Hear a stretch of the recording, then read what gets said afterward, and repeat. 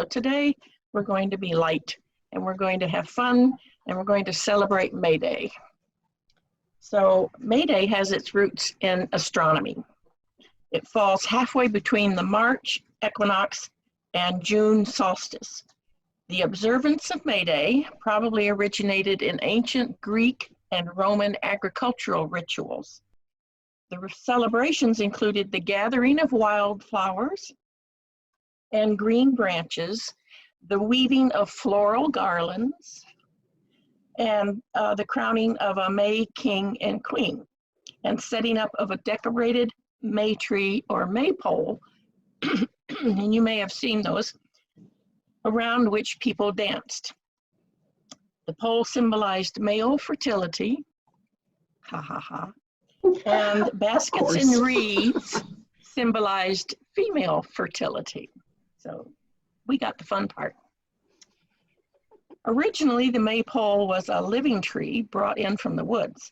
And this kind of also influenced Christmas a little bit. Ancient Celts danced around the tree, praying for crops and fertility, good crops and probably good fertility, or at least fun fertility. For younger people, there was the possibility of courtship, and if paired by sundown, the courtship continued so that the couple could get to know each other and marry 6 weeks later on June Midsummer Day. And that's how the June wedding became a tradition. The towns would get, and this has gone from now, and time-wise, it's gone from way back in the early Celts and Romans and Greeks up kind of to the Middle Ages and the Renaissance period. And towns would compete to see who had the tallest or best maypole. Over time, this Old English festival incorporated dance performances, plays, and literature. People would crown a May Queen for the day's festivities. You know, queen for a day. Does anybody remember that show? Anyway, wrapping a maypole with colorful ribbons might be the most known tradition that still exists in some schools. In the US, the maypole dance is mainly celebrated in schools as a fun spring tradition and sometimes a medieval festival. I expect if you go to the Renaissance Fair, you would probably see people dancing around a maypole, and they are certainly courtshipping. Another fun custom is leaving a paper basket or cone with spring flowers and sweets on each other's doorsteps, usually anonymously. The tradition was popular through the 19th and 20th centuries, especially with children or sweethearts. The custom was to knock on the door, yell, "May basket," and then run away. If the recipient caught the giver, he or she was entitled to a kiss. So you can imagine some people probably didn't run very fast. Not like Gay when she's out there collecting those roses.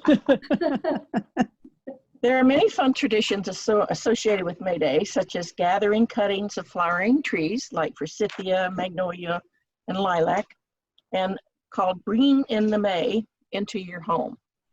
So people in some countries make a May bush by decorating a thorn bush or branch with flowers and ribbon. And you know, we still do a lot of that today because we do all of these little wreaths, you know, spring wreaths and Christmas wreaths and all that we put on the doors or other places. On May 1st, beekeepers traditionally moved their bees. Fishermen expected to catch fish, and farmers planted turnips. Fun. The strict Puritans of New England considered, and this pertains mostly to us in the US, the strict Puritans of New England considered the celebrations of May Day to be licentious and pagan.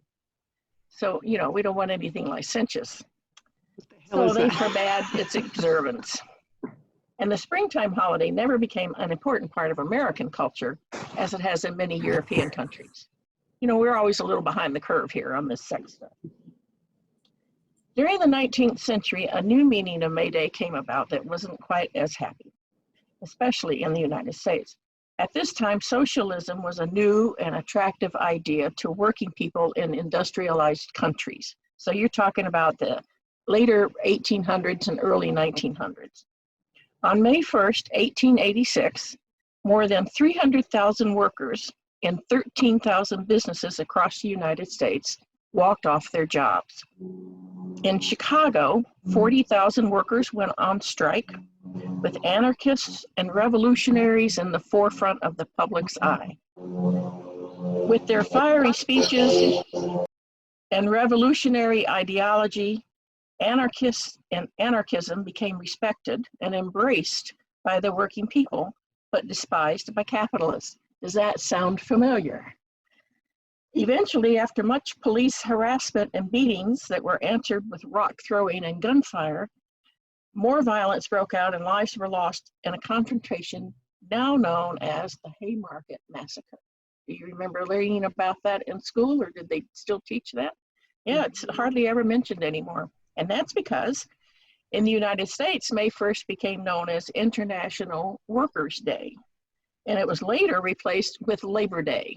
The president moved it over from May to September, and it was designed to disassociate the celebration of the International Workers' Day. They wanted to disassociate the idea of socialism and communism from that day and gloss over all of that violence. And so that was just a few years later from the Haymarket Massacre. So people gradually just forgot all about it, and it didn't really get taught much in school. So May Day remains a public holiday celebrated on May 1st in many different cultures around the world. It's a day of unity, togetherness, and rebirth, a day for everyone to come together and celebrate life as we know it. So we're going to celebrate May Day rather than remember all of the violence that's still going on and on and on today. And by the way, Gay, the term May Day is not related to May Day Spring Festival, but instead comes from the French phrase, and I don't know French, May Day, which means help me. If you hear May Day repeated 3 times, it's an urgent distress call of the highest order. Okay, so we'll begin our meditation. And just let your imagination go on this one. Just relax and enjoy it and have fun with it. Get comfortable.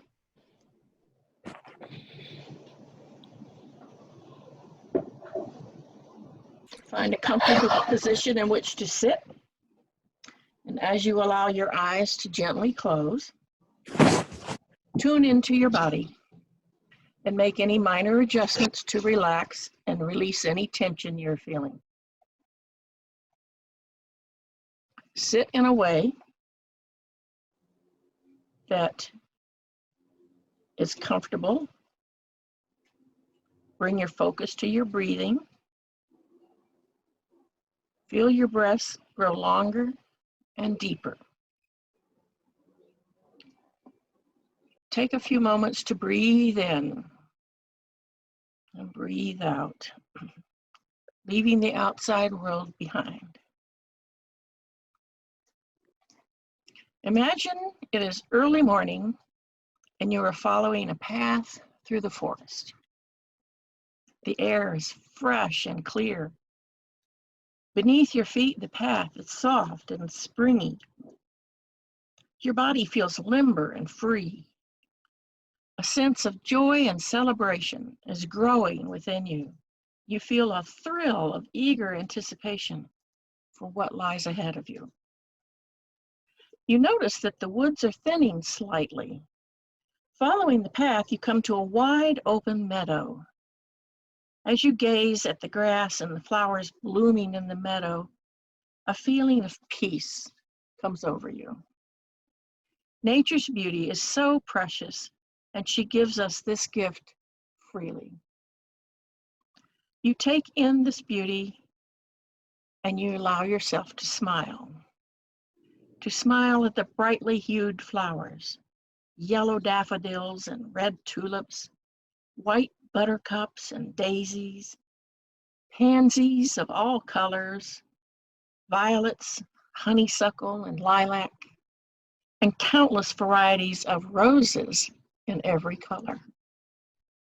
The wild grasses and lavender sway with the breeze. The pleasing fragrance of the flowers reaches your nose as they flutter in the gentle wind.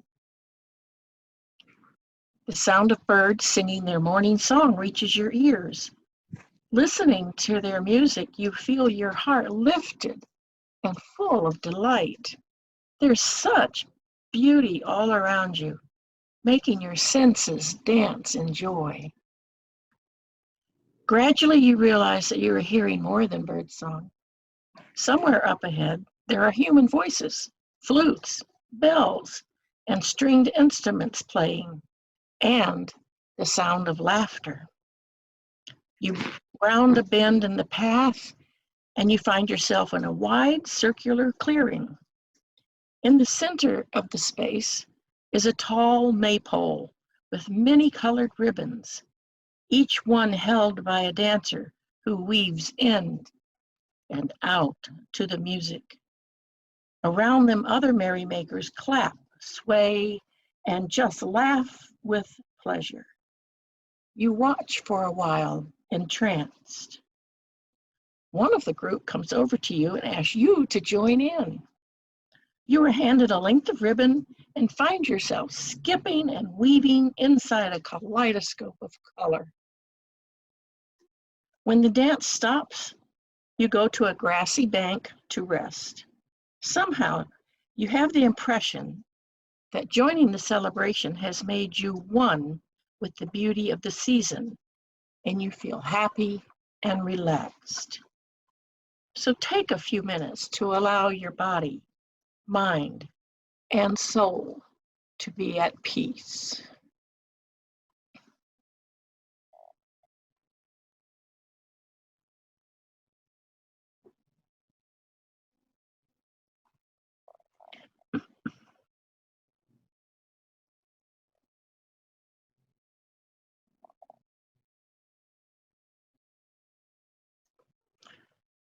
Now it is time to go back, returning along the path by which you came. The path is still soft beneath your feet, the meadow flowers all around you. As you walk, the sounds of revelry gradually fade, and all you can hear is the singing of the birds. Soon that disappears too, and you say goodbye to the forest as you gradually return to everyday awareness, your heart light and filled with love.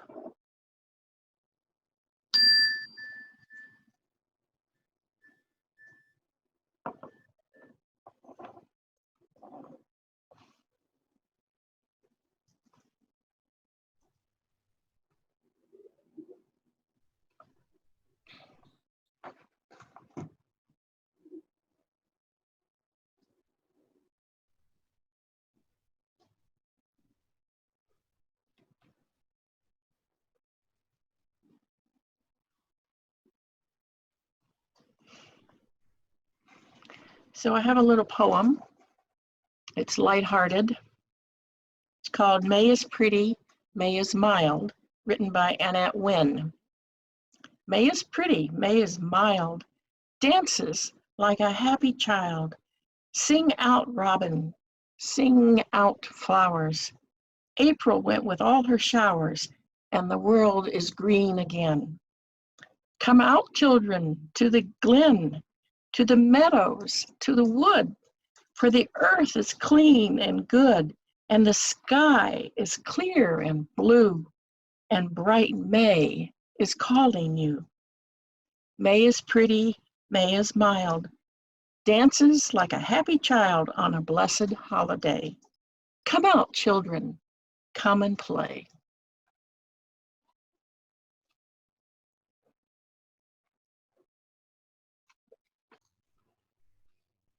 Thank you so much for joining us on today's morning meditation. I hope you have a great day, and we'll see you next time.